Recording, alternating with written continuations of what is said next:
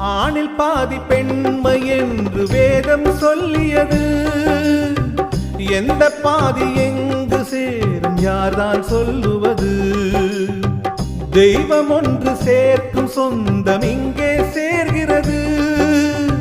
வேள்வி தீயில் சுயநலங்கள் வெந்து தீகிறது. நிலவினை கிரகணம் தீண்டியது, மறுபடி பௌர்ணமி தோன்றியது. விதியும் புதியது, கதையும் புதியது. காலத்தின் தீர்ப்பு இது, தெய்வத்தின் சேர்ப்பு இது.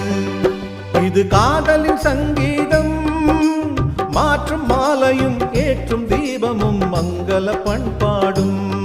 ஸ்ரீதேவியின் கல்யாணம்